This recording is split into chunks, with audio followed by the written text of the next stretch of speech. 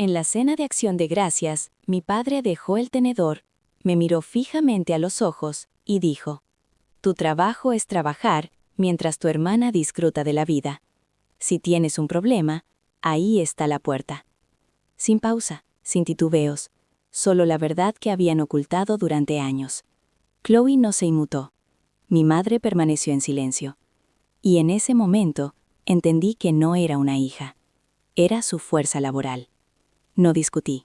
Simplemente me puse de pie, salí a la lluvia de Portland y tomé la decisión que desbarataría todo aquello de lo que dependían. Antes de contarte el resto, ¿desde dónde me escuchas? ¿Y qué habrías hecho tú en mi lugar? Mi nombre es Amanda, y durante la mayor parte de mi vida, la gente asumía que yo era la persona estable, la chica que podía levantar lo pesado, arreglar lo roto y mantener el negocio familiar a flote, incluso cuando nadie más se molestaba en intentarlo. Crecí en un invernadero de cristal en las afueras de Portland, de esos que siempre parecían cálidos por fuera, pero se sentían fríos cuando eras tú quien trabajaba dentro. Mientras otros niños pasaban los fines de semana andando en bicicleta por sus barrios, yo acarreaba sacos de tierra que pesaban el doble que yo, arrodillándome en la tierra húmeda con los dedos entumecidos, fingiendo que era normal, porque mi padre lo llamaba forjar el carácter. Chloe nunca tocó la tierra. Flotó por la infancia como una invitada de honor. Clases privadas, habitaciones cálidas, manos suaves que nunca levantaron una caja. Mis padres decían que ella tenía potencial, como si el resto de nosotros fuéramos solo andamios para sostenerla. Recuerdo verla practicar rutinas de baile en el invernadero climatizado mientras yo estaba afuera, bajo la lluvia y el barro, salpicándome las botas, preguntándome por qué el amor le llegaba tan fácilmente a ella y a mí nunca parecía alcanzarme. Incluso de adultos, nada cambió. Chloe se movía por la vida arropada, apoyada, elogiada por el mínimo esfuerzo, mientras yo me convertía en el motor invisible que movía todo por debajo. Gestionaba el inventario, revisaba las facturas, atendía las llamadas de reparación que nadie más sabía cómo hacer. Mi padre me palmeaba el hombro como si fuera una máquina fiable. Mi madre murmuraba que yo era fuerte, que era su manera educada de decir que podía sobrevivir al abandono. La verdad era más sencilla. Mantuve a la familia a flote porque nadie más lo haría. Seguía esperando que si superaba una crisis más, finalmente me verían. No como la mano de obra, sino como la hija. Así que cuando nos sentamos a esa mesa de Acción de Gracias, con las velas encendidas, la comida humeante, la habitación llena de todo lo que debería haberse sentido seguro, pensé tontamente que quizás sería diferente. Quizás los años de cargar con su mundo finalmente contarían para algo. Pero el silencio entre nosotros se había construido mucho antes de esa noche. Y en el momento en que mi padre abrió la boca, me di cuenta de que esto no era una grieta en la relación. Era la verdad de esta. Sentí el cambio incluso antes de que las palabras salieran de su boca. La forma en que mi padre se echó atrás en su silla, la forma en que los ojos de mi madre se bajaron como si ya supiera lo que venía. Chloe hizo girar su copa de vino, fingiendo no estar esperando el espectáculo. Y entonces aterrizó, punzante y casual, como si estuviera comentando el tiempo. Tu trabajo es trabajar mientras tu hermana disfruta de la vida. Por un segundo pensé que le había oído mal. El vapor del pavo subía entre nosotros, las velas parpadeaban, y cada recuerdo de la infancia se alineó en mi mente como testigos. Pero él no parpadeó. Lo decía en serio. Cada sílaba había estado esperando años para salir. Mi madre no se inmutó. Apretó su servilleta contra su regazo y evitó mis ojos, como siempre hacía cuando estaba de acuerdo con algo cruel, pero no quería la responsabilidad de decirla ella misma. Chloe se sentó más erguida, alisándose el cabello, como una reina, ajustándose la corona. Intenté respirar una sola vez para serenarme. «Papá, eso no». Me interrumpió con un gesto de la mano. «Si tienes un problema, ahí está la puerta». Ahí estaba. La frase que no solo me ayudó, sino que cortó de raíz. Años de esfuerzo. Cada factura que discretamente gestioné, cada crisis que resolví, cada momento en que cargué lo que ellos dejaron caer. Reducidos a un despido tan limpio que ni siquiera sonó a enfado. Sonaba ensayado, familiar. Como algo que había estado practicando para el día en que yo finalmente cuestionara el arreglo. Mi tenedor tintineó contra el plato. Nadie se movió por recogerlo. Miré alrededor de la mesa, buscando al menos una cara que parecía en conflicto, arrepentida, insegura. Nada. Mi padre estaba rígido e imperturbable. Mi madre era pequeña y silenciosa. Chloe casi sonreía, como si hubiera estado esperando que esta jerarquía se pronunciara en voz alta. La habitación se sintió de repente demasiado apretada, demasiado ruidosa, demasiado brillante. Cada planta en el invernadero detrás de nosotros. Cada hoja que no había podada, salvada, pegada contra el cristal, como una audiencia observándome darme cuenta de que mi papel no era el de hija, no era el de compañera, no era de familia. Yo era infraestructura, reemplazable, esperada. La lluvia exterior se intensificó, golpeando con más fuerza contra las ventanas, un ritmo que conocía bien de las noches en que trabajaba mucho después de que todos los demás se acostaran. Las palabras de mi padre resonaron con cada golpe. Trabaja, hermana, puerta. Y algo dentro de mí, una parte que había mantenido en silencio durante años, finalmente cobró claridad. No por rabia, aunque había rabia, sino por reconocimiento. Esto no era un malentendido, era el plano sobre el que habían construido sus vidas. Sentí cómo me echaba atrás, los hombros relajándose, la respiración estabilizándose. Si esta era la verdad, entonces no tenía que seguir fingiendo que éramos algo que no éramos. Levanté mis ojos hacia los suyos. Y ese fue el momento, incluso antes de que me levantara, en que todo entre nosotros empezó a romperse. No levanté la voz. No golpeé la mano sobre la mesa como Chloe lo había hecho si alguien le arruinaba el día. En cambio, una extraña calma se posó sobre mí, como una tormenta retrocediendo, lo justo para dejar el aire inquietantemente inmóvil. Empujé mi silla hacia atrás, las patas raspando el suelo de madera, y todas las caras en la mesa se giraron hacia mí, no por preocupación, sino por fastidio, como si estuviera interrumpiendo su velada. Bien, dije, con la voz firme. Me iré, y ustedes pueden empezar a pagar su propia cuenta. Por primera vez en toda la noche, alguien reaccionó. La mandíbula de mi padre se crispó. Los ojos de mi madre se abrieron. Chloe se quedó paralizada con el vaso a medio camino de sus labios. Todos entendieron lo que significaban esas palabras. Simplemente nunca pensaron que tendría las agallas de decirlas. Busqué el llavero que colgaba de mi cinturón, pesado, cálido por el calor de mi cuerpo, lleno de años de responsabilidad que nunca pedí. Llaves de almacenes, furgonetas de reparto, cerraduras de inventario, armarios e herramientas que nadie más sabía usar. Los desenganché, sostuve su peso por un instante, luego los dejé caer sobre la mesa. El sonido no fue fuerte, pero atravesó la habitación como metal frío, cortando tela. Nadie se movió para tocarlos. Caminé hacia la puerta trasera que daba al invernadero, el lugar donde había pasado más horas que en mi propia cama.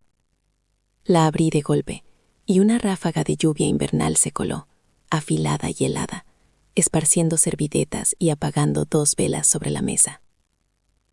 Mi madre jadeó suavemente. Mi padre maldijo entre dientes. Chloe gimió que su pelo se estaba humedeciendo. Pero no miré atrás. Salí a la tormenta, dejando que la lluvia empapara mi abrigo, y crucé el camino hacia mi coche. No corrí. Correr implicaría miedo, y el miedo era lo único que sentía aflojando su agarre con cada paso. Dentro del coche, el mundo se sentía silenciado, amortiguado por los cristales empañados y el zumbido constante del motor. Agarré el volante, no para estabilizarme, sino para anclar la certeza de que esta sería la última vez que cargaría con sus problemas. 40 minutos después, abrí la puerta de mi estudio. Un aire cálido y silencioso me recibió, con aroma a tierra para macetas y el tenue cítrico del aceite de limón que usaba en los estantes. Mis plantas, mis verdaderas plantas, prosperaban, verdes, exuberantes, trepando por el ladrillo visto en patrones que se sentían como libertad. Me quité el abrigo mojado y fui directamente a mi escritorio. Mi portal se iluminó, reflejándose en las hojas a su alrededor. Mis dedos se movieron sin dudar.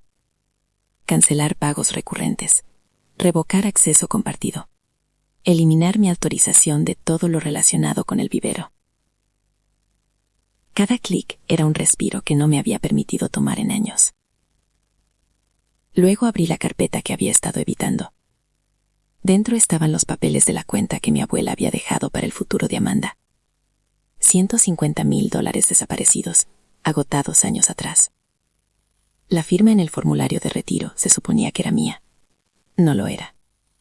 La caligrafía de Linda siempre se curvaba por los bordes, como si intentara que incluso su engaño pareciera delicado. La traición golpeó con una frialdad más profunda que la lluvia. No era ira, era claridad. No solo me habían usado, habían robado lo que mi abuela destinó para mi independencia y lo habían canalizado al estilo de Chloe. Cerré la carpeta suavemente, casi con ternura, como se cerrarían los ojos de alguien de quien finalmente se ha dejado de esperar que despierte diferente.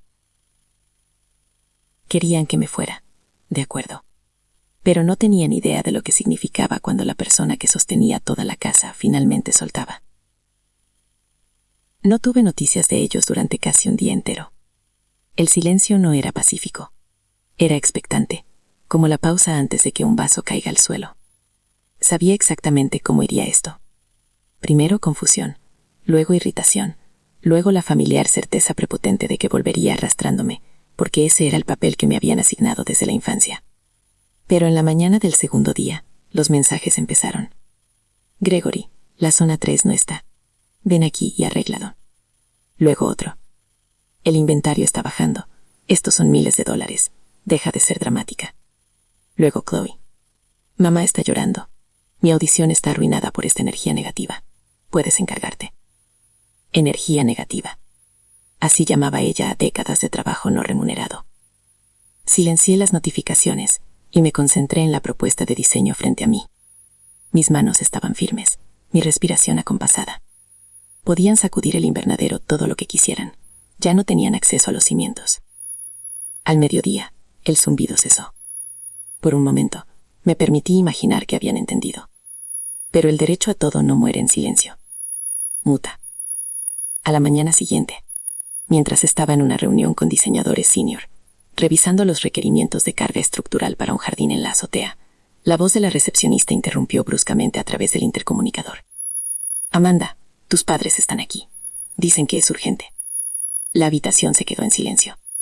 Mi estómago no se encogió como lo habría hecho antes. En cambio, algo dentro de mí se tensó, como al entrar en agua fría a propósito. Me encargaré, dije, ofreciendo una breve disculpa a los socios antes de salir al pasillo. El vestíbulo era todo cristal y hormigón pulido, luminoso con la luz invernal. Y en el centro de él estaban Gregory y Linda, luyendo más pequeños de lo que nunca los había visto. Sus ropas estaban arrugadas, sus ojos frenéticos. Linda aferraba su bolso como si fuera un salvavidas. Gregory, tronó mi padre, intentando imponer autoridad, pero su voz se quebró en la segunda sílaba. Esto ha durado demasiado. Tienes que volver a casa y arreglar lo que rompiste. Me detuve a varios pies de distancia, dejando que la distancia hablara por mí. No rompí nada, dije en voz baja. Simplemente dejé de mantenerlo todo unido. Gregory se acercó. No tenemos a dónde ir. El casero quiere el pago, y dijeron que la cuenta rebotó. Ese no es mi problema, respondí.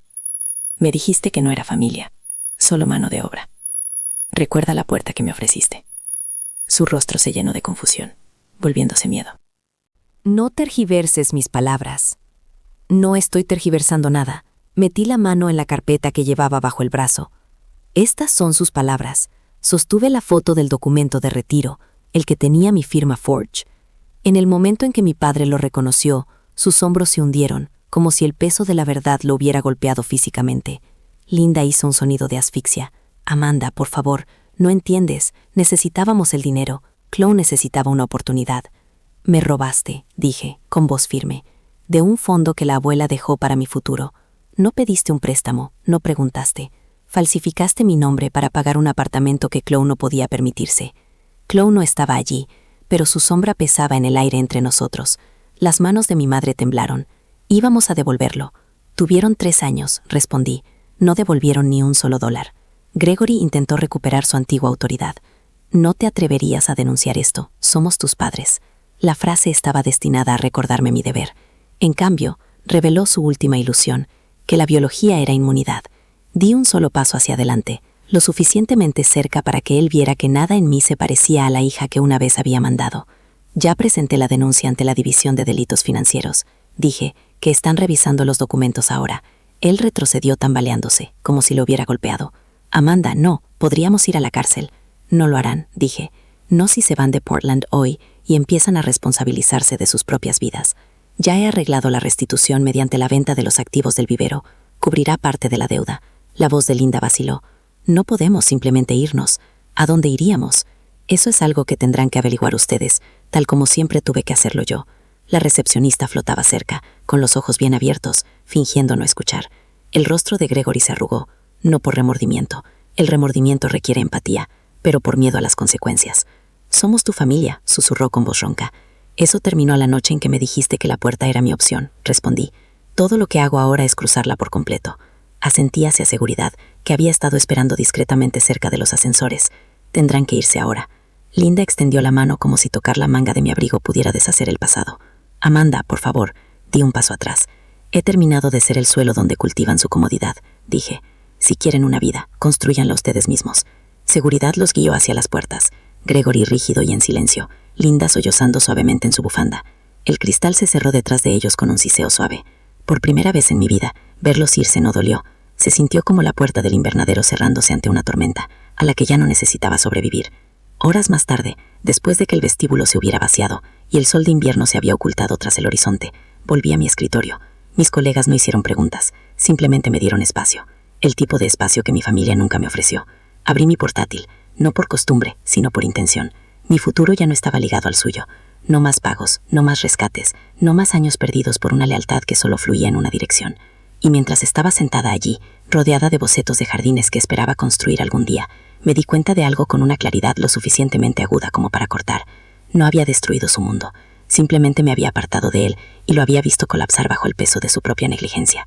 En las semanas siguientes, las consecuencias se asentaron exactamente como siempre debieron haberlo hecho, según la realidad, no la fantasía. Sin mis ingresos sosteniendo sus vidas, el vivero no pudo sobrevivir a una sola auditoría. La tierra fue vendida para cubrir deudas. El cristal del invernadero fue a parar a un cultivador fuera de la ciudad, y por primera vez en décadas, Gregory y Linda tuvieron que vivir como personas, no como monarcas de un reino que yo había construido para ellos. Gregory encontró trabajo a tiempo parcial como vigilante nocturno en un almacén en la zona industrial de Portland. Linda comenzó a ayudar en un mercado cooperativo local los fines de semana, clasificando productos con las mismas manos que una vez falsificaron mi firma. Chloe se mudó al norte, compartiendo un apartamento pequeño con compañeros de piso mientras hacía malabares con términos entre audiciones y el comercio rinorista. Nada de eso fue cruel, eran simplemente consecuencias naturales. No celebré su lucha, pero tampoco lo salvé. Mi energía se fue a algo mejor, a las 5 acres de tierra virgen que compré fuera de la ciudad, salvaje, irregular, cubierta de maleza, pero mía. La primera mañana que la caminé, con la neblina subiendo de la tierra, me arrodillé, presioné mis palmas contra el suelo y sentí algo que no había sentido en años. Un comienzo, no una obligación. Vuelvo a esa tierra a menudo ahora, observando los primeros brotes abrirse paso a través de la tierra, lentos pero seguros. No se parece a nada a la vida que dejé atrás. Aquí afuera, el crecimiento no exige sacrificio, pide paciencia, intención y honestidad, las mismas cosas que finalmente elegí para mí.